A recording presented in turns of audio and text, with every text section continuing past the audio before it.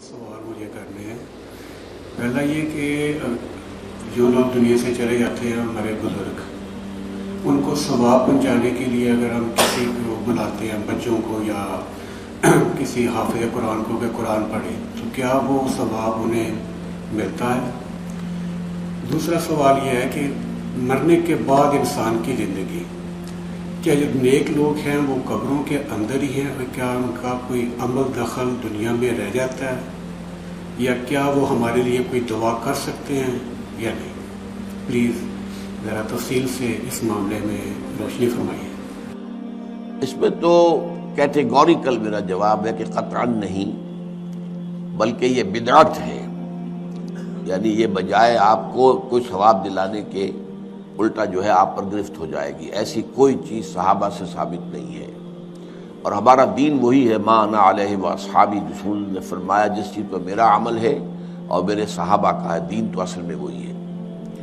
جہاں تک ایصال ثواب کا تعلق ہے، اس میں ہمارے ہاں ذرا کافی مختلف آراء موجود ہیں۔ مجھے اس رائے سے اتفاق ہے کہ مالی اگر کوئی عبادت ہے، اس کا ثواب آپ اپنے کسی فوت شدہ بزرگ کو منتقل کر سکتے ہیں۔ مطلب آپ نے کسی بیوہ کی کوئی مدد کی ہے، کسی یتیم کی کوئی مدد کی ہے، کسی دینی کام میں پیسہ لگایا ہے، کوئی صدقہ جاریہ شروع کیا ہے خدمت خلق کے لیے وغیرہ وغیرہ، تو اس کی تو جو ہے اس کے ثواب کو منتقل کیا جا سکتا ہے کہ اللہ اس کا ثواب میرے والد یا میری والدہ کے روح کو پہنچا دے۔ جسمانی نہیں، آپ نماز پڑھ کے کہیں اس کا ثواب، یا روزہ رکھ کر کہیں کہ اس کا ثواب، یا یہ کہ آپ قرآن پڑھ کر کہیں، یہ آپ ہی کو ثواب ہوگا، آپ خود پڑھیں گے آپ کو ثواب ہوگا۔ البتہ ایسے تمام افعال کے بعد جب آپ اللہ سے دعا کریں گے، یہ نہیں کہیں گے کہ میرے اس فعل کا ثواب منتقل کر دے، اے اللہ میرے والدین کی مغفرت فرما، تو یہ کوئی نیک کام کرنے کے بعد جو ہے اس دعا کی تاثیر جو ہے وہ بڑھ جاتی ہے۔ بس اس پہلو میں انڈائریکٹلی اس کا ایک تعلق بن جائے گا، ورنہ یہ کہ وہ اس طریقے سے بچوں کو بلانا اور پڑھانا اور یہ جو ہے سوئم میں کرنا اور قرآن خوانی کی محفلیں، یہ سب بدعات ہیں، اور یہ در حقیقت دین میں اضافے ہیں، اور ان کی کوئی حقیقت نہیں ہے۔ دیکھیے، انسانی زندگی کے یہ 3 دور ہیں: حیات دنیاوی، جو ہماری پیدائش سے شروع ہو کر اور ہماری موت پر ختم ہو جائے، پھر حیات برزخی، موت سے لے کر قیامت کے دن تک، اور پھر حیات اخروی ہے، قیامت میں ریزوریکشن کے بعد سے وہ زندگی جو ہے جو جنت یا دوزخ کی ہے۔ اس میں ان دونوں زندگیوں کے بارے میں تفصیل سے کوئی بات کرنا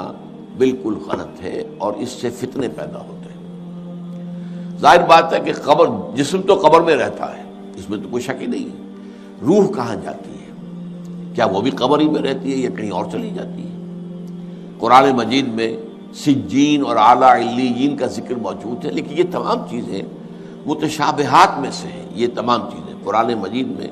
سورہ آل عمران کے شروع میں بیان کیا گیا ہے کہ ہم نے یہ کتاب اتاری ہے، اس میں کچھ آیات محکمات ہیں، کچھ متشابہات ہیں۔ وہ متشابہات کا ایگزیکٹ مفہوم جاننا اس وقت ہمارے لیے ممکن نہیں ہے۔ یہ تو جب اس عالم میں ہم پہنچیں گے تو معلوم ہوگا کہ ہاں یہ بات تھی کہ جو قرآن مجید میں اس طور سے کہی گئی تھی۔ لیکن یہ کہ اس وقت جو ہے جتنا کچھ ہمیں حدیث صحیح میں مل جائے یا قرآن میں مل جائے،